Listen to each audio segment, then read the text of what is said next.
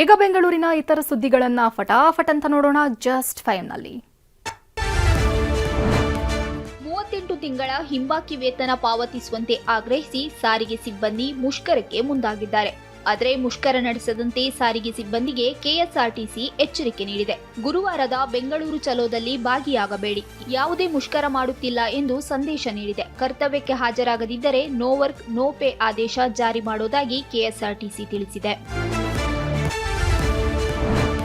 ಮಾದಕ ವಸ್ತು ಮಾರುತ್ತಿದ್ದ ಯುವತಿ ಸೇರಿ ಇಬ್ಬರನ್ನ ಸುಬ್ರಹ್ಮಣ್ಯಪುರ ಪೊಲೀಸರು ಬಂಧಿಸಿದ್ದಾರೆ. ಪ್ರತಿಷ್ಠಿತ ಕಾಲೇಜುಗಳನ್ನೇ ಟಾರ್ಗೆಟ್ ಮಾಡಿ ಯುವತಿ ಮೇಘನಾ ಮತ್ತು ಆದಿತ್ಯ ಮಾದಕ ವಸ್ತುಗಳನ್ನ ಮಾರಾಟ ಮಾಡ್ತಿದ್ರು. ಬೈಕ್ನಲ್ಲಿ ಮಾದಕ ವಸ್ತು ಸಾಗಿಸುತ್ತಿದ್ದಾಗ ಸೆರೆ ಸಿಕ್ಕಿ ಬಂಧಿತರಿಂದ 4 ಲಕ್ಷ ರೂಪಾಯಿ ಮೌಲ್ಯದ 4 ಕೆಜಿ ಗಾಂಜಾ, 37 ಗ್ರಾಂ ಎಂಡಿಎಂಎ ಹಾಗೂ 35 ಗ್ರಾಂ ಹ್ಯಾಶ್ ಆಯಿಲ್ ಜಪ್ತಿ ಮಾಡಲಾಗಿದೆ. ಡಿವೋರ್ಸ್ ಪಡೆದು ದೂರಾದ ಬಳಿಕ ಮಾಲ್ವೇರ್ ಆಪ್ ಇನ್ಸ್ಟಾಲ್ ಮಾಡಿಕೊಂಡು ಪತ್ನಿಯ ಮಾಹಿತಿಯನ್ನ ಪತಿ ಸಂಗ್ರಹಿಸ್ತಾ ಇದ್ದಿದ್ದು ಗೊತ್ತಾಗಿದೆ. ಪತ್ನಿ ಎಲ್ಲಿದ್ರೂ ಪತಿ ಮೊಬೈಲ್ಗೆ ಲೊಕೇಶನ್ ಮೆಸೇಜ್ ಬರ್ತಿತ್ತು. ತನ್ನ ಮೊಬೈಲ್ನಲ್ಲೇ ಆಪ್ ಅಪ್ಡೇಟ್ ಮೆಸೇಜ್ ಬಂದ ಬಳಿಕ ಪತ್ನಿಗೆ ಇದು ಗೊತ್ತಾಗಿದೆ. ಪತಿ ಅಮಲ್ ನಾಯರ್ ವಿರುದ್ಧ ಪತ್ನಿ ಪುಟ್ಟೇನಹಳ್ಳಿ ಠಾಣೆಗೆ ದೂರು ನೀಡಿದ್ದಾಳೆ.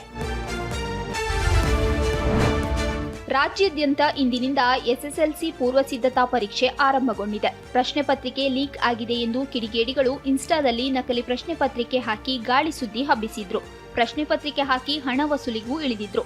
20, 30, 50 ಫೋನ್ ಪೇ ಮಾಡಿದ್ರೆ ಪ್ರಶ್ನೆ ಪತ್ರಿಕೆ ಕಳಿಸುತ್ತೇವೆ ಎಂದು ವಂಚಿಸುತ್ತಿದ್ದಾರೆ. ವಿದ್ಯಾರ್ಥಿಗಳು ಮತ್ತು ಪೋಷಕರು ಮೋಸ ಹೋಗದಂತೆ ಶಿಕ್ಷಣ ಇಲಾಖೆ ಎಚ್ಚರಿಕೆ ನೀಡಿದೆ.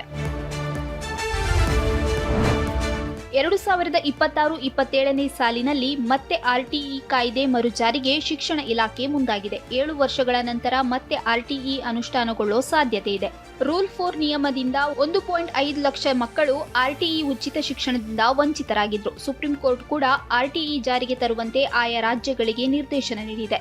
ಹೀಗಾಗಿ ಖಾಸಗಿ ಶಾಲೆಗಳಲ್ಲಿ 25% ಸೀಟುಗಳು ಆರ್ಟಿಇ ಅಡಿಯಲ್ಲಿ ಮೀಸಲಿಡಬೇಕಿದೆ.